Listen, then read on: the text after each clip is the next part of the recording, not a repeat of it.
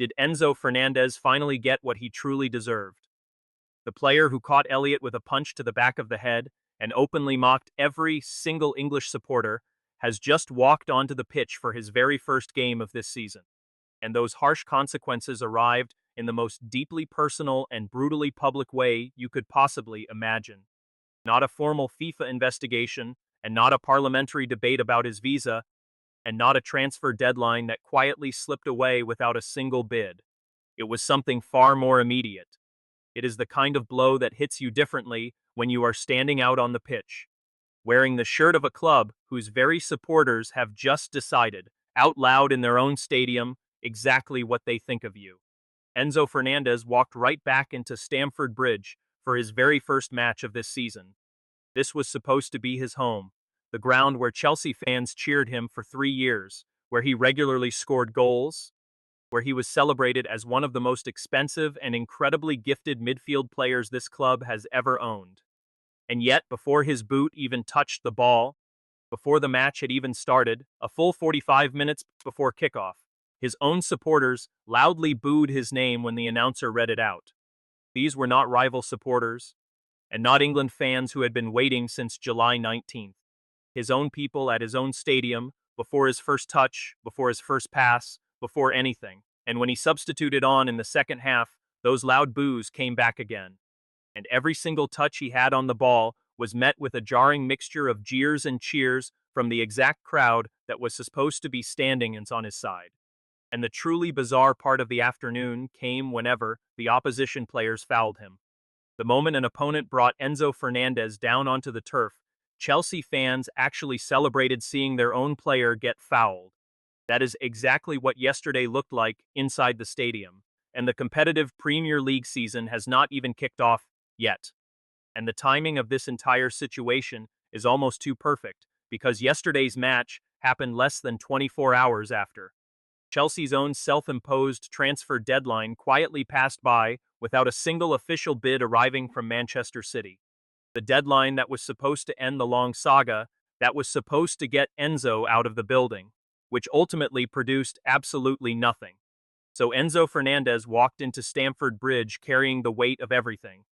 The World Cup semi-final celebration rubbed in the faces of English supporters, the controversial Oasis Wonderwall post, the highly offensive Falklands banner, and that shocking racist chant he posted himself, the Real Madrid flirtation that got him suspended by his own club, followed by their official very public rejection, and that looming Manchester City deadline that absolutely nobody met, dragging all of it onto his home ground for a simple pre-season friendly. And his own supporters made absolutely sure he felt every single ounce of that anger. But here is what made yesterday even more extraordinary. Because those hostile boos alone do not tell the whole story. Morgan Rogers, Chelsea's new record signing, joined for £116 million from Aston Villa as the most expensive player this club has ever bought, costing significantly more than Enzo himself, scored on his big debut yesterday just 11 minutes in, while Enzo stepped onto the pitch to a conflicted reception of loud boos and cheers at his own ground. You had Chelsea's most expensive signing ever celebrating his very first goal for the club occurring in the exact same 90 minutes that their previous record signing was being relentlessly jeered by his own home supporters on the very same afternoon in the very same stadium. And then Reece James, Chelsea's actual club captain, a man who has represented this badge with absolutely everything he has to give, walked straight over to Enzo the moment he stepped onto the turf and handed him the captain's armband. Right in the middle of all that drama, the booing, the jeering, and fans celebrating when he was fouled, Reece James still chose to hand him that armband. Meanwhile, Xi Alonso, Chelsea's new manager, a man who has handled every incredibly difficult question this summer with extraordinary composure, was asked directly about how Enzo was received by the fans and said absolutely nothing. Instead, he spoke only about his emotions in the home dugout for the first time, about the team's overall performance, about preseason progress, about literally everything except the player his own supporters booed before the game even started.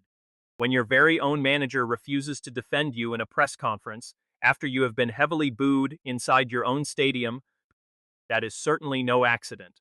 That is a manager choosing his words with extreme caution, because there are no right words for a situation this complicated. And remember, this was just a simple preseason friendly against Real Sociedad in August, before a single competitive ball has even been kicked in the Premier League season, and yet large sections of Stamford Bridge openly booed their own player. Now try to imagine what the first away game will feel like. Picture Enzo Fernández walking into a rival stadium where there are zero Chelsea fans to offer any cheers to drown out those boos. A place where 60,000 hostile people, literally everyone in the ground, have been waiting to unleash their anger since July 19th, with chants that have been written and rehearsed for weeks on end, where every single touch of the ball will be greeted not with a conflicted mixture of noise, but with one massive, unified sound of hostility. Yesterday was merely his own fans, a small fraction of them in a pre-season friendly before the real campaign even starts. What comes next is something else entirely. But the cruelest twist of all is that Enzo Fernández cannot even escape this nightmare by leaving. The transfer window slams shut on September 1st, and Chelsea insist they won't sell in January. He still has 6 long years remaining on his current contract. Real Madrid don't want him. They actually put that rejection in writing for the entire world to see, while Manchester City simply let the transfer deadline expire. And Chelsea's massive asking price of £120 million, especially in this toxic climate after everything that has happened, is a figure that makes potential buyers hesitate and think twice. This is a player whom the entire footballing world literally watched punching. English opponent in the back of the head, just 2 minutes into a tense World Cup semifinal, and who then shared a racist chant on his own Instagram, who held up a provocative Falklands banner directly in front of devastated English fans and claimed English people only do his cleaning. He got sent off in the World Cup final after launching an opponent into a literal front flip, then posted on social media about pride and humility, while openly chasing Real Madrid as Chelsea struggled, only to be officially rejected by that very same club in writing. That is exactly who you are paying £120 million for. That is the heavy baggage, and clubs know it. They are weighing it up, and right now, absolutely nobody is writing that massive check. So Enzo Fernández stays, having to walk into every single Premier League ground this season, starting with Stamford Bridge, where his very own home supporters will be deeply divided whenever his name is announced, and every single away ground in England, where that division vanishes completely and the hostile noise becomes entirely unanimous. For years he seemed to escape any consequences for his actions, but those days are over. Not after yesterday.